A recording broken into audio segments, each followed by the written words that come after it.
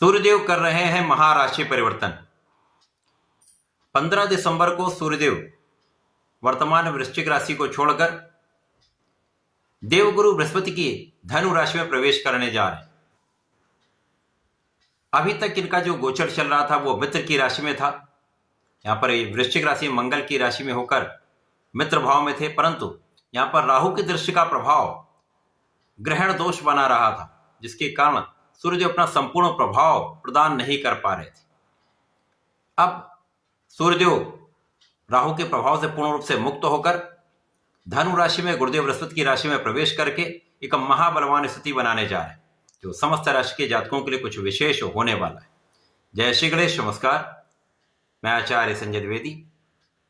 मेरे समस्त प्रबुद्ध दर्शकों का मेरे चैनल पर हार्दिक स्वागत है।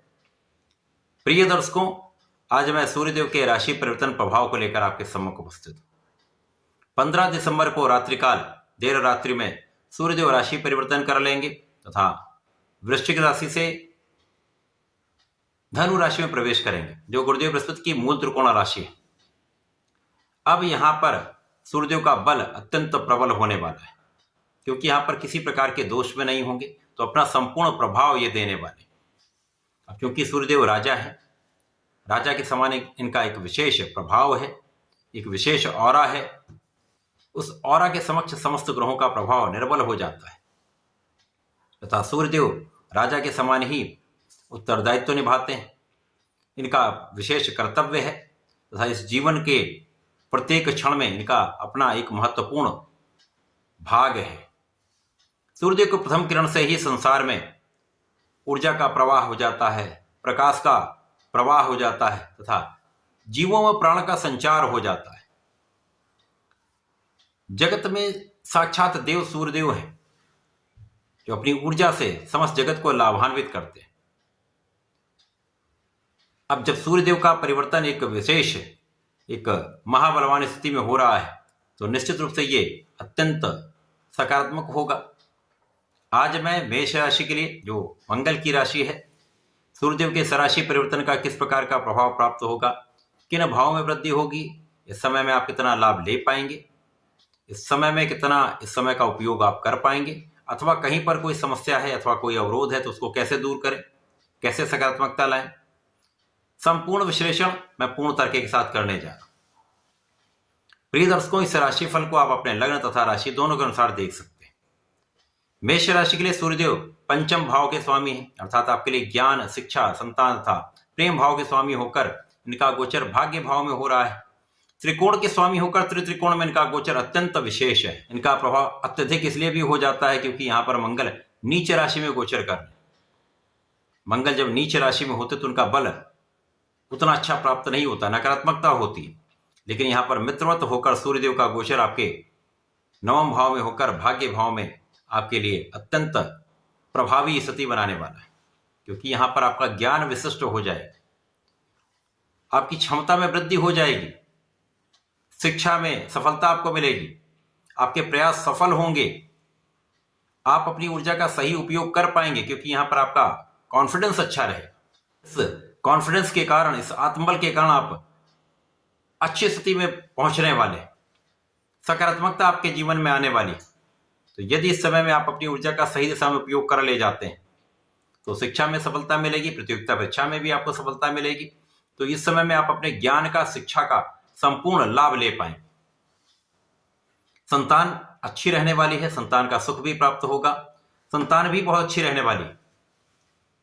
इस समय में आपका आत्मज्ञान प्रबल हो जाएगा। जो विद्यार्थीगण उच्च शिक्षा लेना चाहते हैं, ज्ञान के क्षेत्र में कुछ विशेष करना चाहते हैं, बड़े इंस्टीट्यूशन में जाना चाहते हैं, उनके लिए मार्ग बन जाएगा।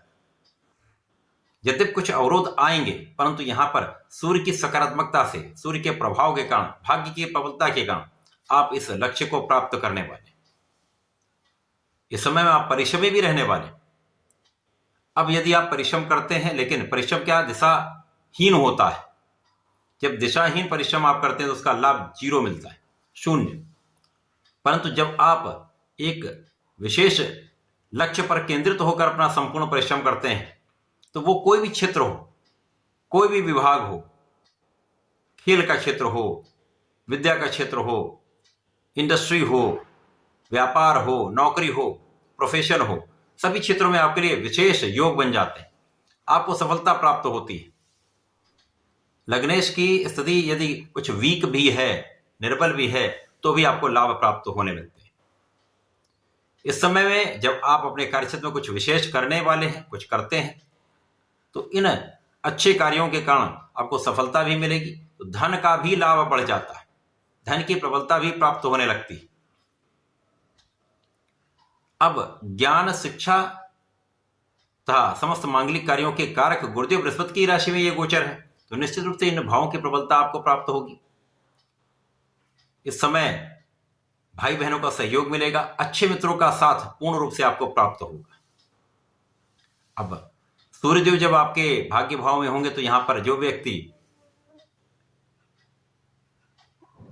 अपने धर्म के मार्ग पर चलेगा, न्याय के साथ चलेगा, कोई भी कार्य करेगा तो न्यायोचित रहेगा, किसी के साथ अन्याय नहीं करने वाला है, निष्ठा के साथ अपने कार्य में लगा रहेगा, तो उसको सफलता भी मिलेगी, समस्याएं कम से कम रहेंगी।